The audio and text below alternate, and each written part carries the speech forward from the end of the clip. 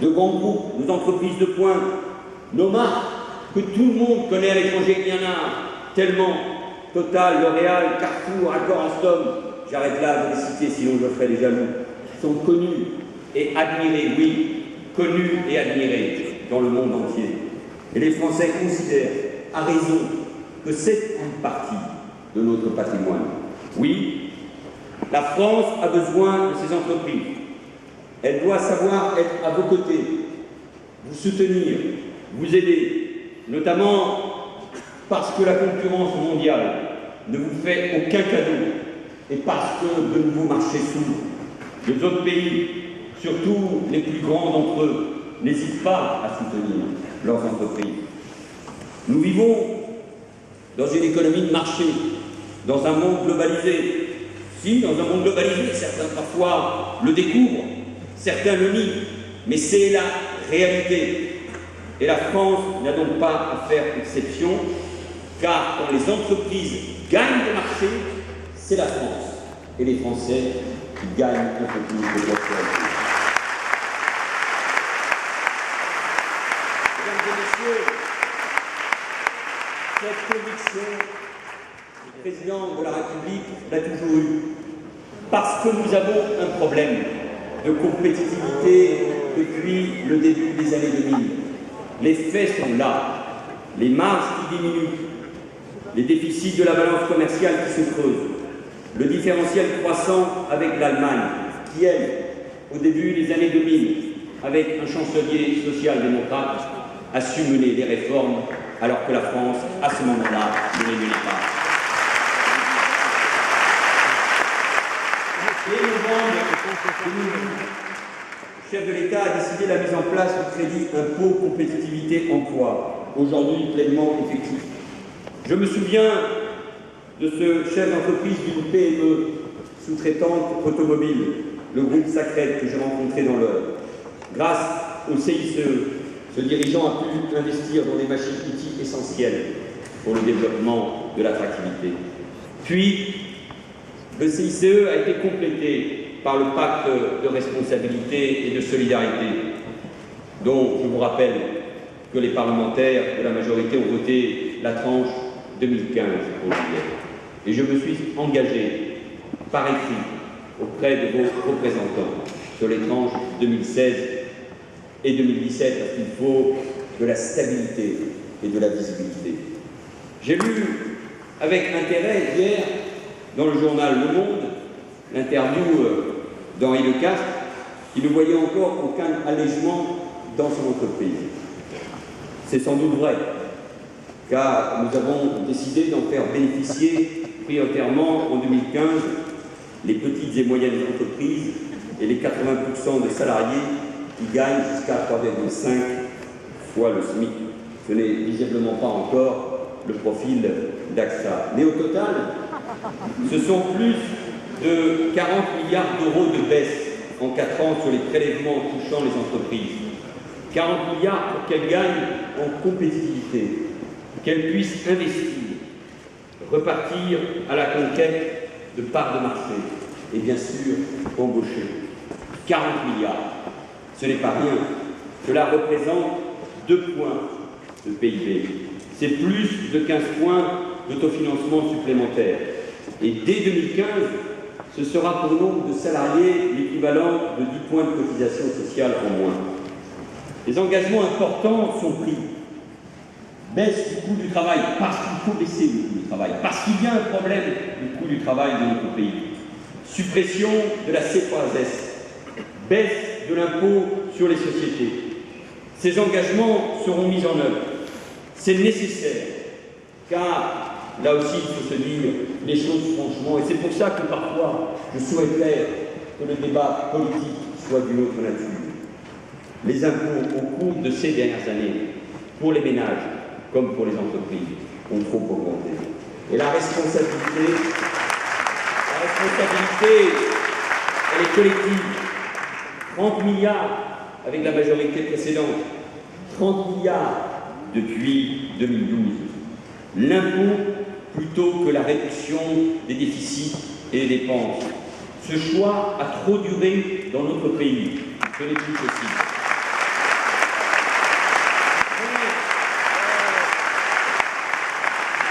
Mais il n'y a pas que les impôts, les cotisations sociales qui pèsent sur notre économie. Certaines formalités excessives sont aussi coûteuses et pénalisantes. Les entreprises comme les ménages en sont victimes. Nous nous y attaquons.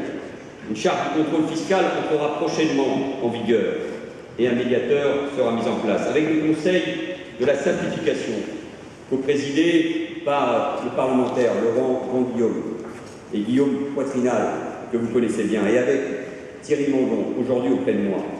Nous allons faire adopter au Parlement une loi prévoyant de nombreuses mesures de simplification pour les entreprises. De même, 50 autres mesures sont en train d'être mises en œuvre dans le secteur du bâtiment et de la construction. Un secteur vital pour notre économie qui est en grande difficulté et qui doit faire l'objet d'un véritable plan de mobilisation que j'annoncerai après-demain. Partout dans le monde, quand la croissance reprend, c'est parce que le bâtiment, l'investissement dans les travaux publics est là au rendez-vous. Et nous ne pouvons pas nous permettre, dans ce domaine comme dans bien d'autres, de perdre du temps. Et là aussi, il faut libérer les entraves. Il faut recréer un climat de confiance. Et ce qui doit être changé, y compris dans la loi, sera changé parce que moi je veux que les entreprises puissent investir aux côtés des collectivités territoriales pour les grandes infrastructures. Je souhaite que cette action de simplification soit systématique dans tous les domaines. Cela inclut le Code du travail, bien sûr, mais suppose une méthode sur laquelle je serai extrêmement vigilant, j'avais l'occasion de le dire à l'occasion de la conférence sociale.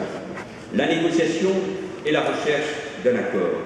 Vos représentants participeront à des négociations qui vont s'ouvrir sur la représentation des salariés et le dialogue social.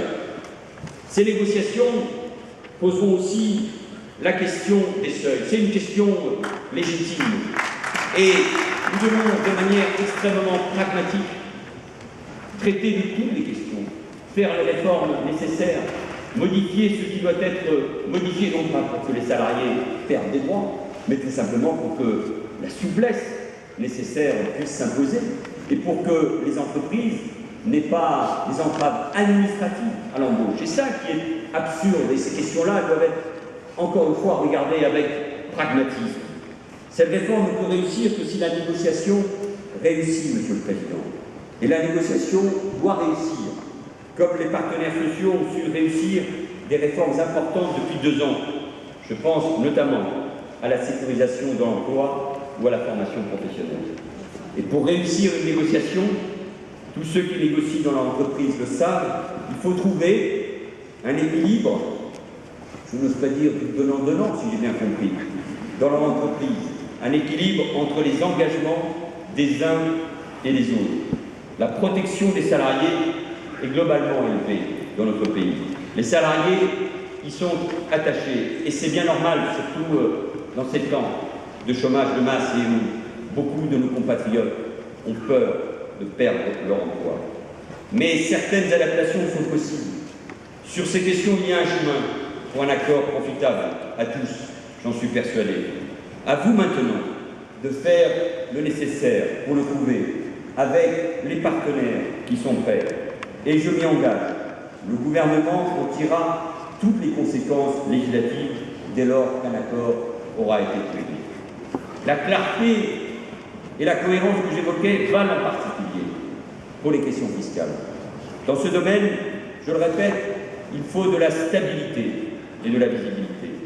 Et les actions mises en place, réforme de l'État, réforme des collectivités territoriales, et notamment cette impossible réforme des régions que nous sommes en train de faire et qui aboutira, réforme de notre système de santé. Tout cela illustre notre détermination à réduire la dépense publique et donc à baisser de façon crédible les déficits et les impôts. Nous ne dévierons pas de ce cap. C'est ma mission. Je sais qu'en 2012, certains d'entre vous aviez douté de la sanctuarisation du crédit impôt recherche. Le président de la République a démontré sa détermination. Et 2 ans plus tard, cette détermination est toujours intacte. Cette détermination vaut pour les questions fiscales, comme pour l'ensemble des réformes que nous entreprenons.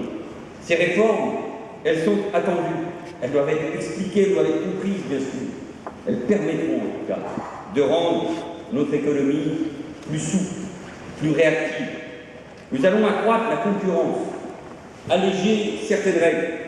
Je pense à celles relatives au travail du dimanche ou à l'urbanisme commercial. C'est un fait. Le droit actuel maintient des prix artificiellement élevés, freine les initiatives. Des milliards d'euros de pouvoir d'achat peuvent être redonnés aux Français. En d'autres termes, vous connaissez le débat. Nous agissons aussi sur la demande, ce que ce gouvernement n'a jamais cessé de faire, car enfin, l'économie avance toujours sur deux jambes et il faut être donc pragmatique. La politique du gouvernement, c'est donc, et l'offre, c'est essentiel, et la demande, avec un équilibre dont je suis le garant. Notre politique économique, et c'est un sujet qui nous préoccupe, c'est également rendre à la France son attractivité. C'est bien sûr promouvoir le secteur du tourisme, qui est essentiel pour notre économie, et en évitant les entraves dans ce domaine comme dans d'autres. Secteur pour lequel le ministre des Affaires étrangères et du Développement international, Laurent Fabius, est pleinement mobilisé. Il est mobilisé sur ces secteurs, comme d'une manière générale, sur l'attractivité de notre pays. La France souffre à l'étranger d'un déficit d'image, pour reprendre un terme qui vous est familier. Mais si nous avons de nombreux atouts, j'y reviendrai, mais je pense à nos infrastructures, à nos services publics, à notre système de santé, notre droit du travail, à l'extérieur est perçu comme contraignant, nos prélèvements parfois comme trop lourds et nos dépenses publiques comme trop élevées. Mais n'oublions pas non plus les atouts que sont nos ressources humaines, bien formées, créatives. J'ai d'ailleurs relevé hier, toujours dans le même interview, Henri Lecas, que je connais bien, disait que lorsqu'il développait de nouvelles activités, il considérait que Londres était, du point de vue de la taxation, plus attractif que Paris. Disons aussi que, vu du salarié, ce jugement pourrait être fortement modifié lorsqu'il découvre le coût du logement, de la santé, de l'école, de l'énergie ou des transports. Mais notre déficit d'image, nous le devons aussi à d'autres raisons, et en particulier ce penchant français au dénigrement collectif. Sur ce sujet, j'ai noté les propos de Pierre Gattaz, je les note tous, rappelant récemment que le CICE et le PAC vont dans la bonne direction. Et il l'a dit non seulement en France, mais il l'a dit aussi il y a quelques semaines en Allemagne. Et je préfère cela aux propos qui, ailleurs, stigmatisent systématiquement notre pays. C'est à nous tous, au fond, de faire la promotion de la France, d'en rappeler aussi les atouts, et pas seulement les difficultés, elles sont là, nous les connaissons. D'ailleurs, il est frappant de constater que nombre d'entreprises étrangères installées en France ont une bonne image de notre pays. Elles savent faire la part entre les apparences et la réalité. À nous d'en faire autant, à nous de faire connaître, d'expliquer nos réformes et la politique économique que nous menons.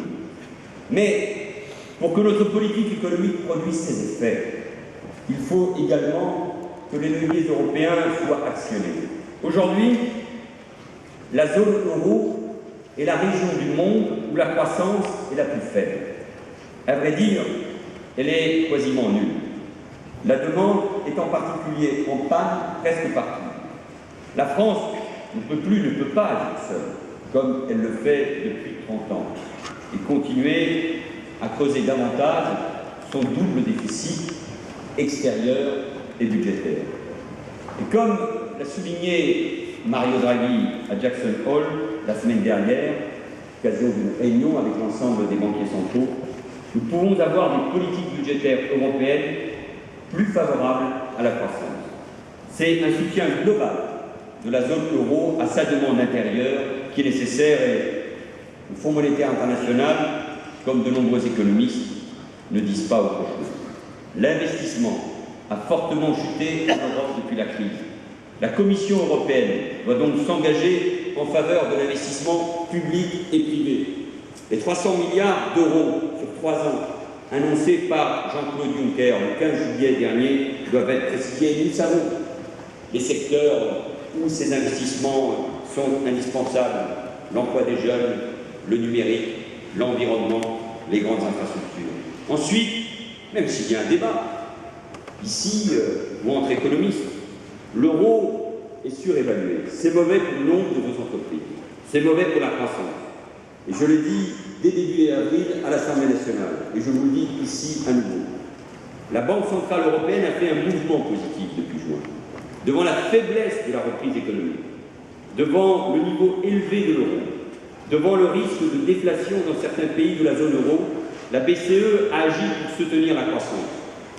L'euro s'est déprécié de 6% depuis avril par rapport au dollar, sans intervention directe sur les marchés. Mais il faut aller plus loin, plus vite, notamment parce que l'inflation est trop faible. Je fais toute confiance à la BCE pour remplir son mandat d'une inflation proche de 2% en utilisant tous les moyens à sa disposition. Mais là aussi, le temps presse. Il doit y avoir une réduction des déficits publics en Europe, et tout particulièrement en France. Je ne le discute pas. Cela, d'ailleurs, n'aurait aucun sens de le discuter. Nous vivons dans notre pays au-dessus de nos moyens depuis 40 ans. Et depuis 2008,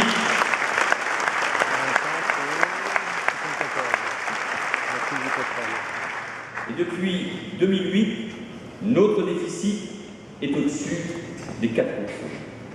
Quant à notre niveau de dépenses publiques, il correspond à 57% de la richesse que nous produisons. C'est l'un des plus élevés en Europe. Est-ce que dans un certain nombre de domaines, la dépense publique à ce niveau a-t-elle produit les résultats que nous escomptions dans bien des secteurs? Non, bien sûr. Et c'est pour ça que nous engageons cette baisse de nos dépenses, 50 milliards, 21 milliards dès 2015. Je vois qu'on s'interroge sur la documentation de ces éléments, comme on dit dans le langage de Bercy, mais la loi de finances que nous présenterons dans quelques semaines viendra les démontrer. Ça n'est pas facile de faire des économies. Je vois bien, je prendrai deux exemples, celui des collectivités territoriales, qui jouent bien sûr un rôle important dans l'investissement.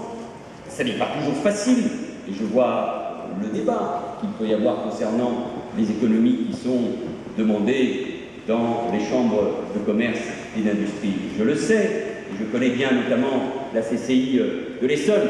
C'est parfois le problème d'ailleurs du débat dans notre pays. Nous sommes tous favorables à la réduction des déficits et aux économies, mais jamais pour soi-même.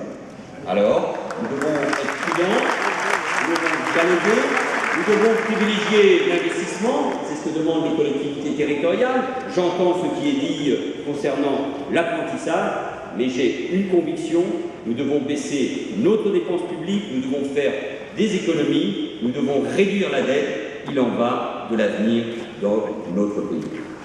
Pour autant, le rythme de cette réduction peut être adapté à la situation économique actuelle. Elle est exceptionnelle. Elle doit donc donner lieu à des réponses exceptionnelles face au niveau de croissance ou d'inflation que nous connaissons. Il ne s'agit pas de se défausser en demandant de changer les règles, en laissant filer les déficits, en s'exonérant des réformes nécessaires, ou bien encore en montrant du doigt l'Allemagne ou en l'invectivant. L'Allemagne a des responsabilités à assumer. Je me déplacerai dans quelques semaines dans ce grand pays pour rencontrer les responsables politiques et notamment la chancelière, mais aussi les chefs d'entreprise. Mais je refuse, tout comme le président de la République, un face-à-face absurde avec l'Allemagne. Nous avons besoin d'un débat, oui, mais au niveau européen. Et faisons attention au projet européen. L'Europe, qui reste cette grande frontière de notre génération pour notre continent et pour la France, l'Europe a plus que jamais besoin d'une entente forte, durable, et productive entre la France et l'Allemagne. Pour autant, il s'agit de regarder les choses en place. Aujourd'hui, la faiblesse de l'inflation, l'absence de croissance, alors que la crise frappe depuis 6 ans et que les peuples doutent, et le mot est faible, de la capacité de l'Europe à répondre aux grands défis, et notamment à la montée du chômage, de la précarité, de la pauvreté, tout cela crée des circonstances exceptionnelles. Il faut les prendre en compte. Faire de nouvelles économies pour compenser l'effet d'une inflation trop basse et d'une croissance pas encore au rendez-vous, ce serait créer de l'austérité, appuyer sur le frein pour l'ensemble des pays de l'Union.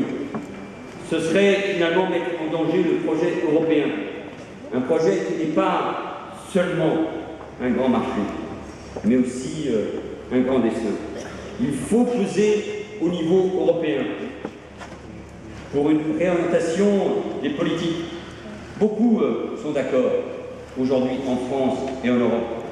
Et nous pouvons le faire d'autant plus en faisant preuve de sérieux budgétaire et en engageant des réformes structurelles. Mesdames et messieurs, ce gouvernement agit pour les entreprises. La nation consent un effort important. Les Français, qui sont aussi les contribuables, attendent en retour que les chefs d'entreprise et leurs représentants agissent avec responsabilité. Cette attente est légitime. D'abord, comme vous le savez, vous êtes attendus sur l'utilisation que vous ferez des 40 milliards du CICE et du PAC. Les entreprises sont diverses. Aucune n'est comparable. Les possibilités sont donc nombreuses. Améliorer vos marges, investir, embaucher, former les apprentis qui seront votre compétitivité de demain, baisser vos prix, mais aussi rémunérer davantage vos salariés. La somme de vos décisions, elle vous appartient dans le dialogue avec les partenaires sociaux, sera un révélateur. Et les pouvoirs publics, comme nos compatriotes, c'est normal, dans ces moments-là, seront particulièrement attentifs. Les Français n'admettraient pas, et ils auraient raison, que les dividendes versés, que les plus hautes rémunérations explosent.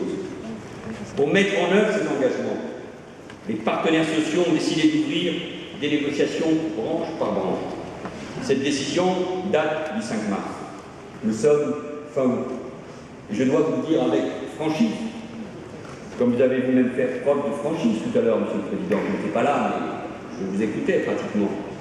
Trop peu de branches ont commencé ces négociations et a fortiori les ont conclues. Le ministre du Travail, François Rebsamen, réunira les partenaires sociaux le 10 septembre pour faire un point d'avancement pour les 50 principales branches. Moi-même, je réunirai en octobre le comité du suivi du PAC. Mais je le dis, vous devez faire plus et plus vite. Les Français attendent beaucoup de nous tous, sur notre capacité à nous réformer. Vous critiquez parfois la sphère publique et la lenteur de ces réformes. Et vous avez parfois raison. Mais vous devez aussi montrer l'exemple. Un exemple bien connu, c'est le nombre de branches qui structurent notre espace économique et social, une convention collective. 700, c'est trop. Tout le monde est d'accord là-dessus. Il faut simplifier, alléger et regrouper les branches. Et là, c'est vous qui avez la main. Alors, allez-y, réformez aussi dans ce domaine. Mesdames et messieurs les chefs d'entreprise, je vous rencontre souvent et je constate que les entreprises qui réussissent le mieux sont celles qui ont su s'adapter à l'économie mondialisée. Se développer à l'international est souvent une étape décisive que nombre d'entre vous ont franchie avec succès. Pour d'autres, le marché local semble déjà un objectif suffisant et le développement international n'est pas la priorité. L'État a alors un rôle à jouer et il s'organise avec la fusion du Bifrance et de la FIB. Les ministres doivent aussi être les VRP de la France et de ses entreprises à l'étranger. Et c'est ce même message que je délivrerai demain après le président de la République en clôture de la conférence des ambassadeurs. Nous ne devons pas douter Nous devons agir. Vous l'avez dit vous-même, Monsieur le Président, je vous cite. La France et donc ses entreprises, ses syndicats, ses salariés, toutes ses forces vives, ses responsables doivent, disiez-vous, arrêter de se plaindre et d'attendre, se bouger, se prendre en main, réagir. Voici, si je puis me permettre, l'état d'esprit que nous attendons de tous pour relever la France. Nous devons agir avec responsabilité, patriotisme et confiance dans l'avenir. Soyez lucides sur nos difficultés, nos handicaps, le problème, le chemin encore à parcourir. Je ne sous-estime pas le climat politique et social aujourd'hui du pays. Il m'inquiète et j'ai mal parfois, comme vous tous, sur le regard qu'on porte sur la France. Car la France a des ressources pour puiser, pour se renouveler, comme elle l'a fait 1000 fois par le passé. Sa démographie positive, voilà ce qui nous différencie. Ça nous pose évidemment des problèmes, notamment quand les jeunes arrivent sur le marché du travail, mais c'est aussi un de nos atouts, y compris par rapport à nos voisins allemands, ces travailleurs qualifiés, volontaires, créatifs, ces infrastructures qui fournissent aux entreprises une aide considérable, mais parmi ces atouts, il y a bien sûr vous, les entrepreneurs et les entreprises. J'en appelle donc à la mobilisation de toutes les énergies, à poursuivre ensemble le travail. Comme vous, j'aime la France. Elle attend à tout ça. C'est une grande puissance politique, diplomatique, militaire. C'est la 5e puissance du monde. C'est la 2e puissance économique dans notre pays. Sa voix, sa diplomatie, ses armées sont présentes partout aujourd'hui, là où il s'agit de défendre nos valeurs. Mais un grand pays qui a une grande histoire, une belle langue, une grande culture, pour compter, ça doit être aussi une force économique. Et ma mission, et c'est la seule qui est la mienne, car il faut sortir plus que jamais des petits calculs. Ma mission, et d'une certaine manière, c'est une mission que je mène avec abnégation. C'est faire en sorte, et je suis sûr que nous partageons au fond le même objectif, que la France soit plus forte sur le plan économique, sur le plan industriel, sur le plan agricole. Là où partout, nous pouvons gagner des parts de marché et gagner de l'emploi. Nous avons tant d'atouts, tant d'avantages compétitifs. Et donc devant vous, je voulais en appeler à ce patriotisme, à cette capacité de se rassembler quand le moment est difficile, à bâtir, oui, des pactes, à bâtir une véritable alliance entre ceux qui décident, entre ceux qui produisent, entrepreneurs et salariés. Alors, en vous disant que j'aimais l'entreprise, en vous disant que la France avait plus que jamais besoin de vos entrepreneurs, je vous le dis, à nous, à vous, de vous saisir de ces avantages, de vous saisir de ces atouts, de vous saisir de cette main, de ce pacte que nous pouvons ensemble créer pour faire en sorte que la France avance et pour faire en sorte que demain, elle soit plus que jamais plus forte. C'est l'intérêt général qui demande, c'est cet engagement que je vous demande désormais d'accomplir. Je vous remercie.